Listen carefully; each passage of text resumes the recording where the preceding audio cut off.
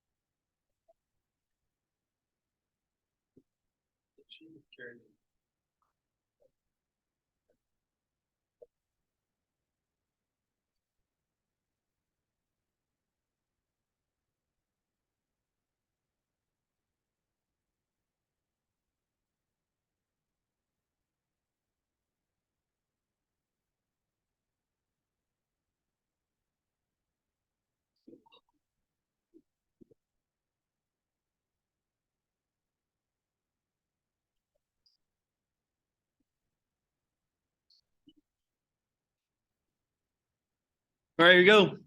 Source 5. What's this one all about? Source 5 here.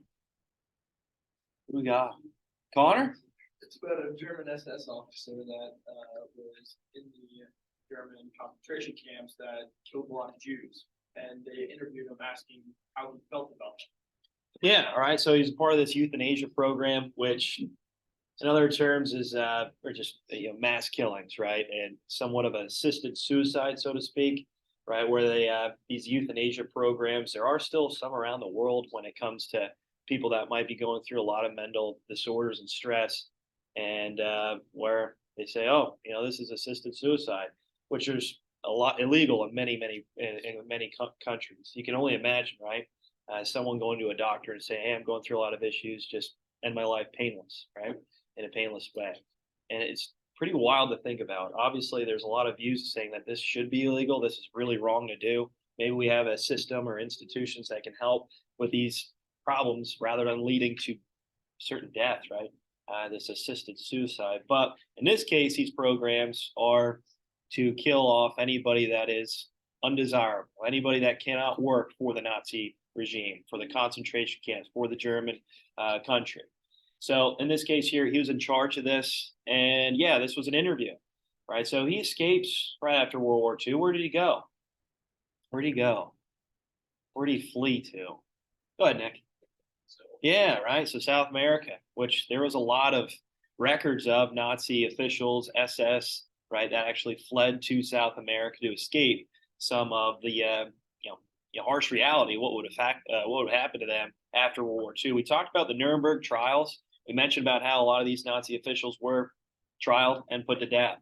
So to escape this, well, they literally fled the country, and a lot of them went to remote locations around the world, like South America.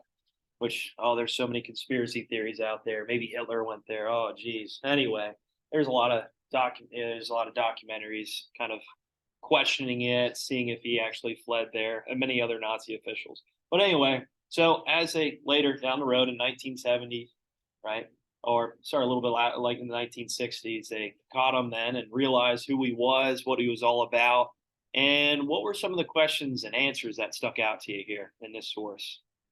Paul, go ahead. So they had asked, they said that they were children, and did they ever make you think of your children? He said basically no, because he viewed them all as one. They were just cargo. Yeah, he viewed him as a mass, right? He viewed him as just a huge body of not even people, but as cargo, right? And yeah, they talked a little bit about this emotional connection that he might have had with kids, and saying, "Oh, what about your own children?" It's like, nope. There's just a mass of them, so many of them that it was one of those things where they just kind of looked past the idea of them being people. So this dehumanization process, what we talked about, and yeah, being a part of this program, okay, obviously he didn't view them as people whatsoever, and this just I don't know how you even say it, but this was his excuse for killing, thousands, millions of people, right? So it's just crazy, wild to think about. What else did he say? What else stuck out? What else stuck out? So he viewed them as cargo, not people, right? Even children. Again, anybody. Yeah. What else? What else? Go ahead, B.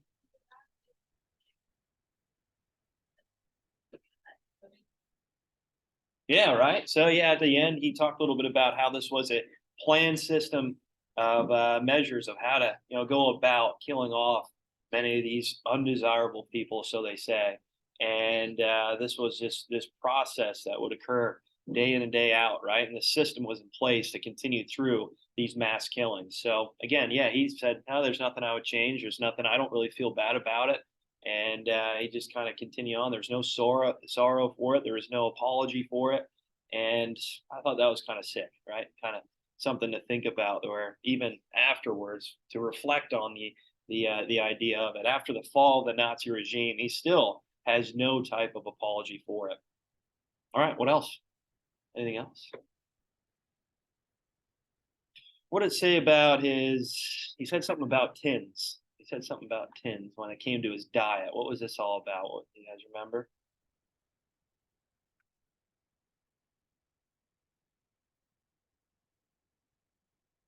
Anybody? Maybe look through it.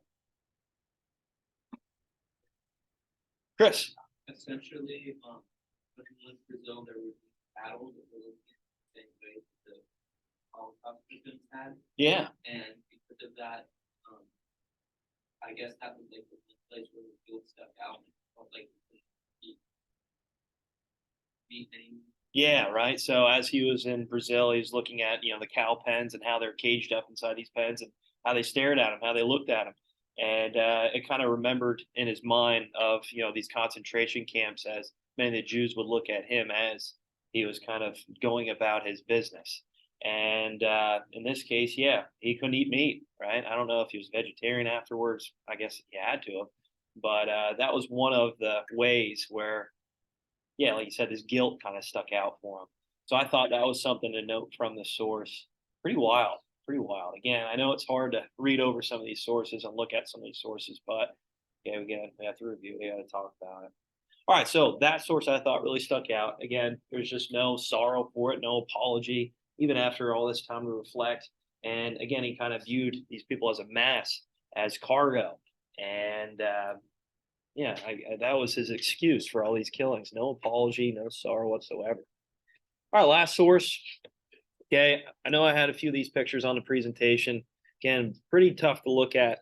But within the concentration camp, we mentioned about this dehumanization process. We mentioned about how, as they entered these camps, well, they lost all their valuables. Their heads were shaven. They were given a number tattooed on their arm, which now that's what they're referred to as. So no longer they have an identity. Okay, they're just viewed, like source 5 mentioned, as cargo. All right, and just the living conditions. As you can see, they are all starving. Okay, a lot of the Jews here and minority groups that were held at these camps were given very little food, little water, if any at all, and stacked in these horrible, horrible conditions. We mentioned no running water, no electricity, no insulation in these buildings. So you got to imagine the cold winter months. Okay, how brutal it would be just living through that, working until they die. And in some cases, as they entered, if they weren't suited for work, okay, a lot of them were killed in gas chambers, okay, burned to death, right? And we mentioned a little bit about some of these Nazi experiments, which I don't want to talk too much about. If you guys get a chance, maybe look into it. Just your discretion is advised, obviously. But when it comes to medical treatments, there was a lot of accurate data that came out about how far the human body could withstand some extreme conditions. But again, it came to the horrible realization that this was done through these concentration camps and done to these people that were obviously brutalized. Towards the end of the war, we mentioned already a little bit about these mass burials. Okay, again, just kind of throwing a lot of the bodies in one different pit or even burning them, trying to eliminate any type of evidence. So just unimaginable, unimaginable. If you guys ever go to the Holocaust Museum in Washington, D.C., as you first enter, which anybody ever go there? No, maybe we can do a field trip. Oh man, that'd be kind of cool. Well, it's the end of the school year, so maybe. Oh, guy. I mean, it would be good though if you guys get a chance. Check it out. As soon as you walk in, you see really just piles and piles of shoes.